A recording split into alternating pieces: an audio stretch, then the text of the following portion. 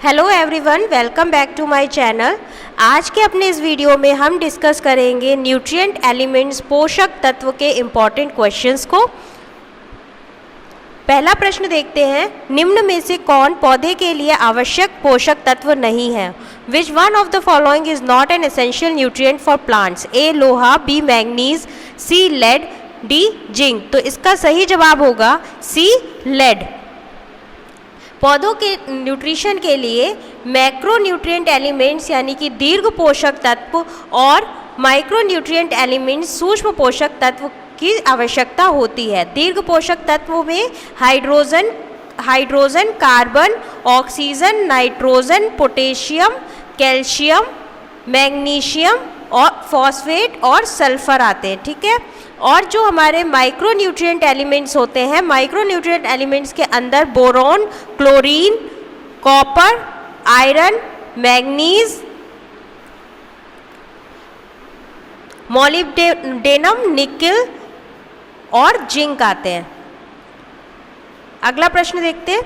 अगला प्रश्न है, निम्न में से कौन सूक्ष्म पोषक है? Which one of the following is a micro nutrient? A iron, B calcium, C magnesium, D oxygen. इसका सही जवाब होगा ए आयरन। नेक्स्ट क्वेश्चन, निम्न में से कौन एक सूक्ष्म पोषक तत्व है? Which one of the following is a micro nutrient? A लोहा, B calcium, C magnesium, D nitrogen. तो इसका सही जवाब होगा ए लोहा, आयरन इसका सही जवाब होगा। तीसरा प्रश्न, नेक्स्ट क्वेश्चन देखते हैं, कौन सी फसल में अत्यधिक प्रोटीन होता है? Which crop is most rich in protein? A चावल, बी गेहूं, सी दालें, डी मिलेट। इसका सही जवाब होगा सी दालें। दालें यानी कि दलहन। दलहनों में वनस्पति जगत में प्रोटीन का ये मुख्य स्रोत होती हैं और दालों में कुल वजन का लगभग कितना प्रतिशत प्रोटीन पाया जाता है? 25% प्रोटीन होता है, जो कि गेहूं के मुकाबले दुगना और चावल के मुकाबले तिगुना होता है। नेक्स्ट क्वेश्चन देखते हैं, निम्न में से कौन सा पोषक तत्व पौधों में शर्करा के स्थानांतरण में महत्वपूर्ण भूमिका अदा करता है? Which of the following nutrient play an important role in sugar translocation in plants? A लोहा, B zinc, C boron, D manganese. इसका सही जवाब होगा सी बोरॉन। बोरॉन के द्वारा बोरॉन पौधों द्वारा बोरेट या टेट्राबोरेट के रूप में अवशोषित किया जाता है। यह पोषक तत्वों में पौधों में शर्करा के स्थानांतरण में सहायक होता है। नेक्स्ट क्वेश्चन देखते हैं, निम्नलिखित में से कौन नाइट्रोजिनेज का एक घटक है? Which one of the following is a constitute of nitrogenase? A Mg, B MO, C K, D MN। तो इसका सही जवाब क्या होगा? इसका सही जवाब होगा बी MO। MO का मतलब है यहाँ पे मॉलिब्डेनम से। ये किसका नाम है? इसका पूरा नाम है मॉलिब्डेनम, ठीक है। अगला प्रश्न देखते हैं, लोहे की कमी से पत्ती में होता है आयरन डेफिशिएंसी रिजल्ट्स इन? ए पत्ती शीर्ष में उत्तक क्षय, लीफ टिप नेक्रोसिस, बी छोटी पत्ती रोग, स्मॉल लीफ डिजीज, सी प्रोटीन संश्लेषण की कमी, डिक्रीज्ड प्रोटीन सिंथेसिस, डी पहले नई पत्तियों में अंतरशिरीय हरिमहीनता होना, interveinal chlorosis appearing first young leaves. तो इसका सही जवाब होगा डी, पहले नई पत्तियों में अंतरशिरीय हरिमहीनता होना। नेक्स्ट क्वेश्चन देखते हैं, क्लोरोसिस की प्रक्रिया प्रदर्शित होती है? क्लोरोसिस यूजुअली अकर्स ए तेज रोशनी में, बी अत्यधिक श्वसन के कारण, सी अंधेरे के कारण, डी लोहा तथा मैग्नीशियम तत्व के अभाव के कारण। तो इसका सही जवाब होगा डी लोहा तथा मैग्नीशियम तत्व के अभाव के कारण।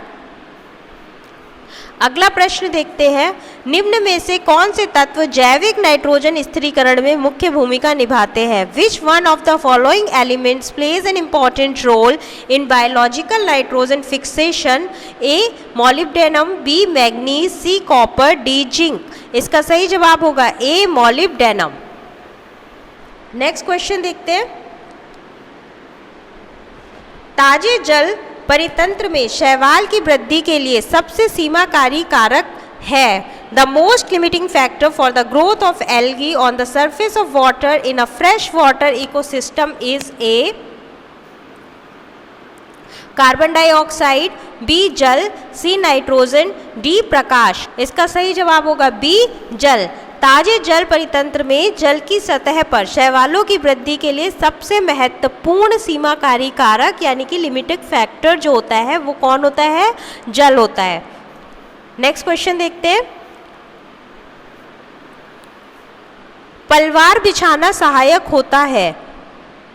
मल्चिंग हेल्प्स इन ए मृदा की उर्वरता में, बी मृदा की आर्द्रता के संरक्षण में, सी कीचड़ बनाने में, डी मत्स्य उत्पादन में। तो इसका सही जवाब होगा ए मृदा की उर्वरता में।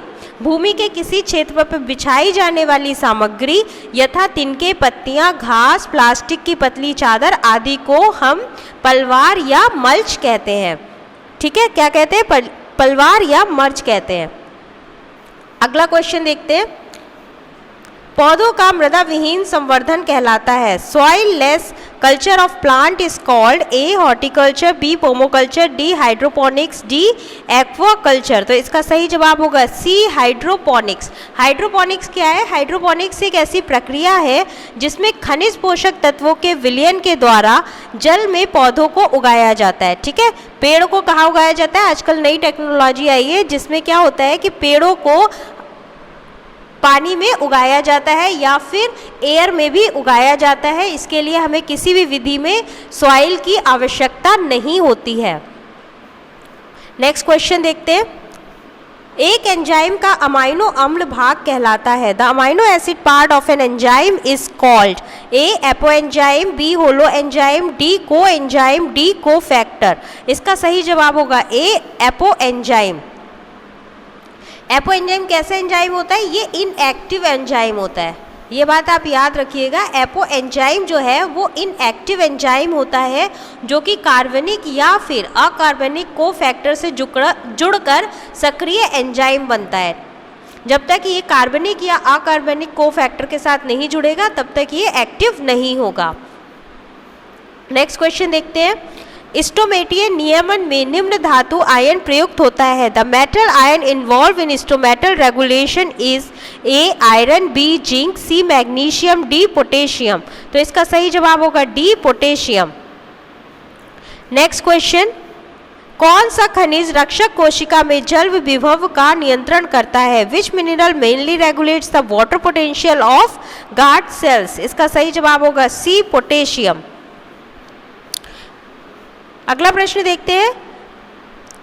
मैंगनीज की कमी से उत्पन्न पादप रोग है। A plant disease due to manganese deficiency is a फूल गोभी का भूरापन, बी मटर का मार्च स्पॉट, सी मक्के का सफ़ेद कलिका, डी चावल का खैरा रोग। तो इसका सही जवाब होगा बी मटर का मार्च स्पॉट। लेग्यूम पौधों में मैंगनीज की कमी से बीज पत्रों यानी कि कॉटिलेडन्स में क्या होता है? भूरे रंग के धब्बे उत्पन्न हो जाते हैं जिसे मटर का मार्च स्पॉट रोग कहते हैं। नेक्स्ट क्वेश्चन देखते हैं। निम्न में कौन सा पादप रोग परजीवी द्वारा उत्पन्न नहीं होता है? Which of the following plant disease is not a non parasitic disease? A धान का खैरा रोग, बी बैंगन का लिटिल लीफ, सी जौ का ग्रे स्पॉट्स, डी मैग्नोक्रोसिस। तो इसका सही जवाब क्या होगा? इसका सही जवाब होगा डी मैग्नोक्रोसिस। कैसे होगा?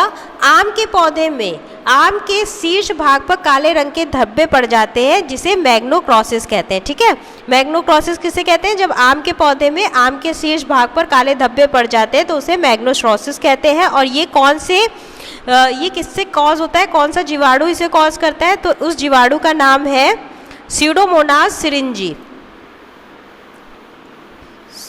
स्यूडोमोनास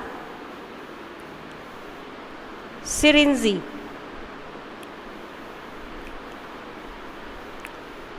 ये एक पैरासाइट है, परजीवी है। अगला प्रश्न देखते हैं।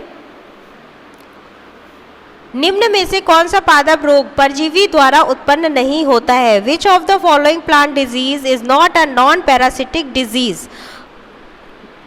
ए धान का खैरा रोग, बी बैंगन का लिटिल लीफ, सी जौ का ग्रे स्पॉट्स, डी मैग्नोक्रॉसिस। तो इसका सही जवाब क्या है? डी मैग्नोक्रॉसिस। नेक्स्ट क्वेश्चन देखते हैं, निम्न में कौन एंजाइम ऑक्सीजन द्वारा निष्क्रिय हो जाता है? Which one of the following enzyme is activated by oxygen? A dehydrogenase, B nitrogenase, C phosphatase, D urease. तो इसका सही जवाब होगा B nitrogenase. Nitrogenase enzyme nitrogen स्थिरीकरण में भाग लेता है और मॉलिबेडम इस एंजाइम का घटक होता है।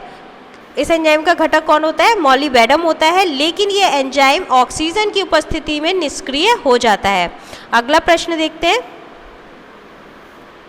पादप वृद्धि पर अकार्बनिक लवणों के प्रभाव को सर्वप्रथम दर्शाया था। The role of inorganic elements in plants growth was at first indicated by A Woodworth, B Stewart, C de Saussure, D Knop. इसका सही जवाब होगा डी नॉप।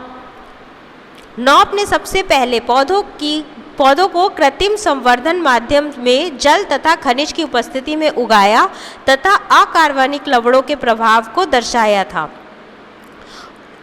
और डी सर्यूसर ने क्या किया था? डी सर्यूसर का भी याद रखिएगा आप। डी सर्यूसर ने सर्वप्रथम यह बताया था कि पौधे मृदा और खनिज को अवशोषित करते हैं। इन्होंने क्या बताया था? कि पौधे जो है वो मृदा और खनिज को अवशोषित करते हैं। नॉप ने बताया था कि कृत्रिम संवर्धन माध्यम में जल तथा खनिज की उपस्थिति में पौधों को उगाया जा सकता है। तो ये दोनों बातें आप याद रखेंगे। ये जो प्रश्न थे, ये सारे प्रश्न थे हमारे न्यूट्रिशन से रिलेटेड थे, सारे ही इम्पॉर्टेंट प्रश्न हैं।